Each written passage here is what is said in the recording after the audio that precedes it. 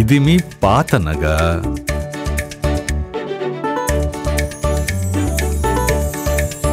ఇదిగో మీ కొత్త నగ.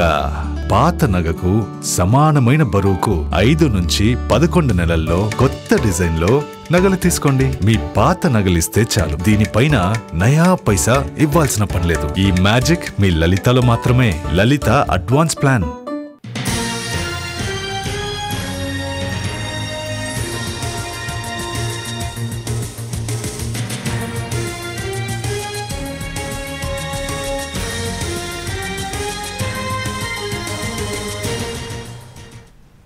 హన్మకొండలో నయీం బ్రిడ్జ్ పొలిటికల్ హీట్ ని రేపింది. బ్రిడ్జ్ నిర్మాణంపై క్రెడిట్ కోసం బీఆర్ఎస్ కాంగ్రెస్ మధ్య మాటల యుద్ధం నడుస్తోంది.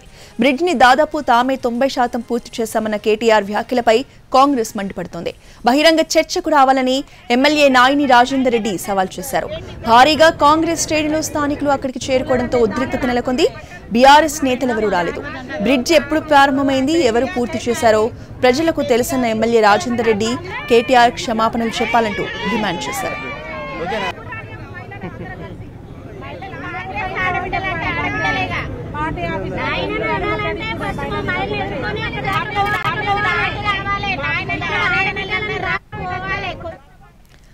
హన్మకొండలో నయీం బ్రిడ్జ్ పొలిటికల్ హీట్ ని రాజేసింది. బ్రిడ్జ్ నిర్మాణంపై క్రెడిట్ కోసం బీఆర్ఎస్ కాంగ్రెస్ మధ్య మాటల యుద్ధం నడుస్తోంది.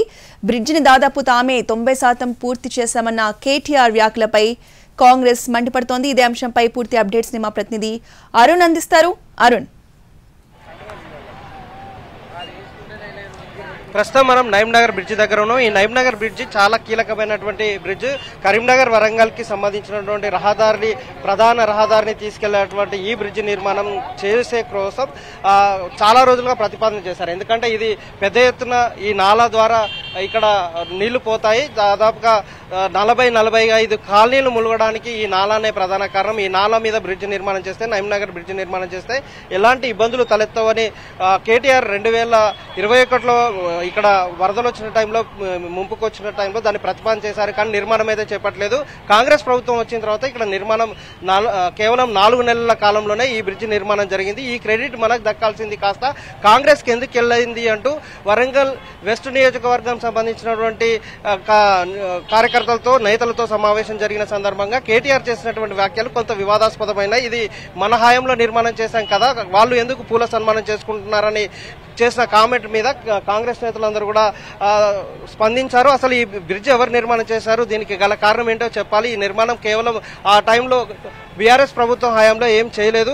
తప్పుడు సమాచారం ఇచ్చినటువంటి కేటీఆర్ కి, అలాగే ఇక్కడ ఉన్నటువంటి స్థానిక ఎమ్మెల్యేకి మేము ఖచ్చితంగా సన్మానం చేస్తాం. ఈ నిర్మాణం కనుక బీఆర్ఎస్ హయాంలోనే కనుక జరిగితే మా నేతలకు మేము చీరలతో, గాజులతో సన్మానం చేస్తాం. ఒకవేళ కాంగ్రెస్ హయాంలోనే నిర్మాణం చేస్తే ఈ తప్పుడు సమాచారం ఇచ్చిన వాళ్ళకి సన్మానం చేస్తాం. దీని మీద చర్చకు రావాలంటూ ఇక్కడ మనం చూస్తున్నాం. ఈ మహిళలందరూ కూడా గాజులు, పువ్వులను తీసుకొని వచ్చి కేటీఆర్ చర్చకు రావాలి, అలాగే ఇక్కడ మాజీ ఎమ్మెల్యే కూడా చర్చకు రావాలి, ఇది ఎవరి హయాంలో జరిగిందో చెప్పాలి అంటూ కొద్దిసేపటి క్రితం ఇక్కడికి వచ్చి డిమాండ్ చేసినటువంటి నేపథ్యంలో కొంత ఉద్రిక్తత దారితీసింది. కానీ ఇక్కడికి బీఆర్ఎస్ నేతలు ఎవరు రాకపోవడం వల్ల ఇవి ప్రదర్శిస్తూ వీటితోటి మీకు సన్మానం చేయాల్సినటువంటి పరిస్థితులు వస్తాయని హెచ్చరిస్తున్న నేపథ్యంలో కొంత వివాదాస్పదం అయితే అవుతుంది. నిజానికి ఈ బ్రిడ్జి నిర్మాణం మీద ఎవరి పాత్ర ఉంది అనేది చర్చ జరుగుతున్నటువంటి నేపథ్యంలో కొంత ఉద్రిక్తత దారితీసింది. పోలీసులు కూడా వాళ్ళకి నచ్చ చెప్పిన తర్వాత వాళ్ళు ఎవరు రావట్లేదు కూడా, మీరు వెళ్ళిపోండి అంటే వీళ్ళ నిరసన వ్యక్తం చేసి వెళ్ళిపోతున్నారు. ఇది కాంగ్రెస్ హయాంలోనే జరిగింది. చాలా కీలకమైనటువంటి బ్రిడ్జ్. దాదాపు ఈ బ్రిడ్జి నిర్మాణం కారణంగా ఈ హన్మకొండ వెస్ట్ నియోజకవర్గం పరిధిలో సుమారుగా 15 నుంచి 20 కాలనీలోకి నీళ్లు రాకుండా పోయింది. కాబట్టి ఈ నిర్మాణం చేసినటువంటి ఈ నాలా ఎవరికి క్రెడిట్ దక్కాలనే దాని మీద ఒకరికొకరు బీఆర్ఎస్ నేతలు, కాంగ్రెస్ నేతలు అందరూ కూడా కొంత డిమాండ్ చేసుకున్నటువంటి నేపథ్యంలో నిర్మాణం జరిగింది ఎవరు, ప్రతిపాదన తీసుకొచ్చింది ఎవరు, అసలు దీన్ని కంప్లీట్ చేసింది ఎవరనే అంశం జరుగుతున్నటువంటి నేపథ్యం కనిపిస్తుంది. మొత్తానికి ఈ నయీంనగర్ నాలా మీద జరిగినటువంటి మాటల తూటాలు కాస్త రాజకీయంగా హీట్ పెంచాయి. ఈ రోజు కొత్త ఉద్రిక్తత దారితీసే పరిస్థితుల నేపథ్యంలో పోలీసులు రంగప్రవేశం చేసి వీళ్ళకి నచ్చ చెప్పడం జరిగింది. మొత్తానికి వీళ్ళ బీఆర్ఎస్ నేతలు ఎవరు రాకపోవడం వల్ల కాంగ్రెస్ నేతలందరూ కూడా వాళ్ళకి కావాల్సిన, వాళ్ళు చెప్పాల్సినటువంటి చీరలు, గాజులు ప్రదర్శించి వెళ్లిపోతున్నటువంటి దృశ్యాలు కనిపిస్తున్నాయి. Right, thank you. తాజా పరిస్థితి రోజు.